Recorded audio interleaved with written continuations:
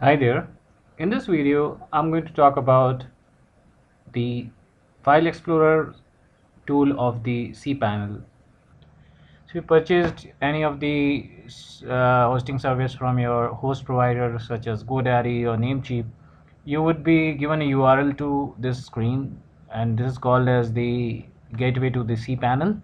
You enter your username and password and press login to enter the cPanel. Once you enter the cPanel, you're shown the screen. I'm only showing you the part of the screen where you have all these tools located in different sections, and the one of the most important tool called as the file manager is located in the under the file section. The file manager helps you to see the file structure of your website or your blog post. So if I click on the file manager now, I'll be taken to the file manager screen. But before I can reach the file manager, I'm shown a dialog box. I can skip this dialog box by clicking on this and choosing the default option. There are four options here: home directory, web root, public FTP, and the document root for. So if you've got multiple domains, you can directly go to the domain directory for that domain, or you can go to the home directory, which is public_html. You can also go to the web root where you want to place some files that you don't want to be visible to the external world, and public FTP is the directory where you can locate the FTP files, the files that you FTP from external systems like FileZilla. So if you just click on this checkbox and press go, you will never see this document. And if you don't want to click on it and just press go, you will be taken to the file manager screen. As you can see, this is the file manager that is available with your cPanel.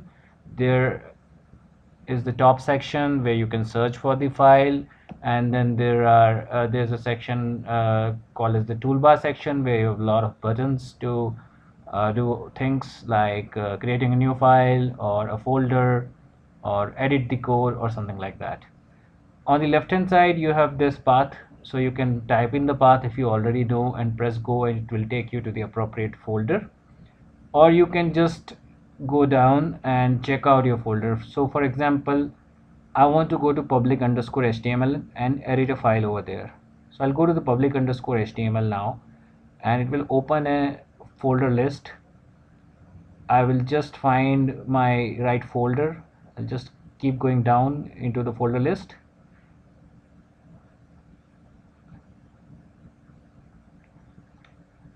And let us say my file is located in the 2014 folder.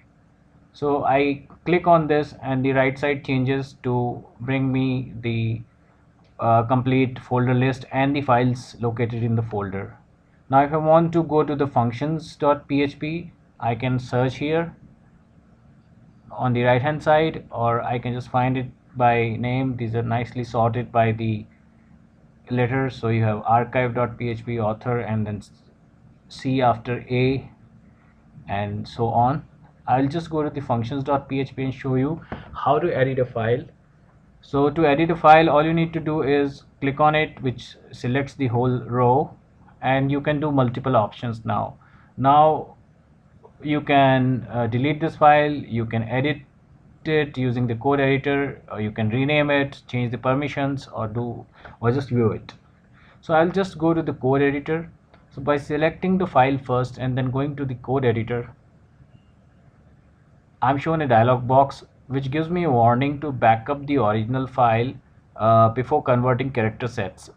There are sometimes cases when the encoding of the file is different. For example, some special characters are present. In that case,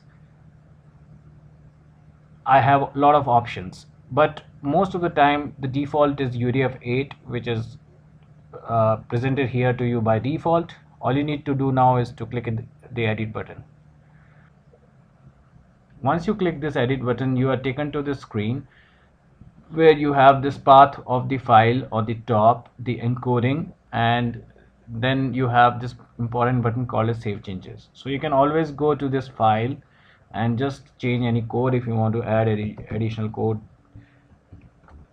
And once you are done with this, press the save changes and the file would be saved. If you do not want to save the changes, you just press the close button and the file will not be changed. I'll just press the close button and I'll go back to the editor. So this is how you edit the file. Other things that you can do with the folder is just like the way you do in your Windows Explorer. You can rename the file and you can copy this to another folder. You can move the file and upload another file. For example, I'll show you the upload part. So upload part is this one where I can just choose a file and I can upload a file to my particular directory, and then this file will be available over here. I can create a new file. You will see this dialog box, and inside this dialog box you will be shown the path of the file, and the new file name you can give any kind of name, for example test.php or .txt or html, and this file will be created in this particular folder. You can also create a new folder by just typing the folder name.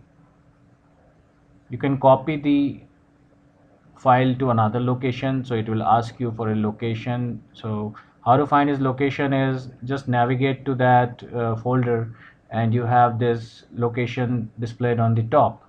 So copy this, and in the copy dialog just go ahead and place this thing and it will be copied to that folder, just like the way you do it in your normal Windows Explorer operation. Then you can download this file and you can delete it. One very important and useful thing is to extract it.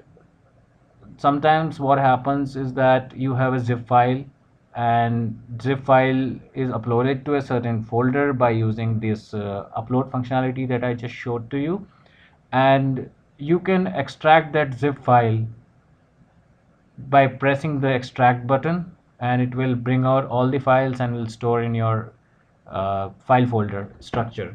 This is very useful. For example, if you have a software that is that cannot be uploaded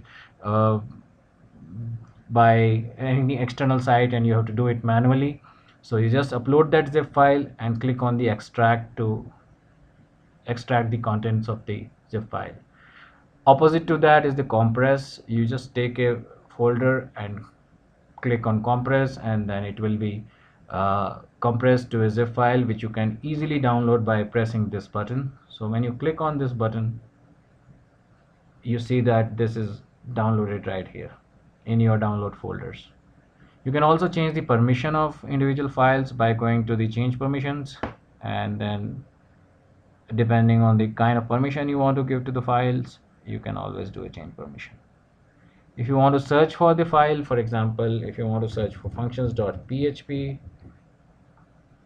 and you choose an option, all your files or only public HTML or current directory, you can set up one of the options, and if you press go here, it is searching, and in a moment it will bring out all the search results. So here you have functions.php in multiple locations, and you can choose whatever location you want. So that's very easy to operate. Then you have file manager settings. You can there's not much here. You can disable character encoding verification dialog, the dialog that you see when you hit the code editor. This dialog, you can disable it or enable it from here. So this is an overview of file manager in the hosting environment, and the structure of the file manager is almost like the way you have in normal Windows Explorer. So I hope this session was quite useful for you. Thanks for watching.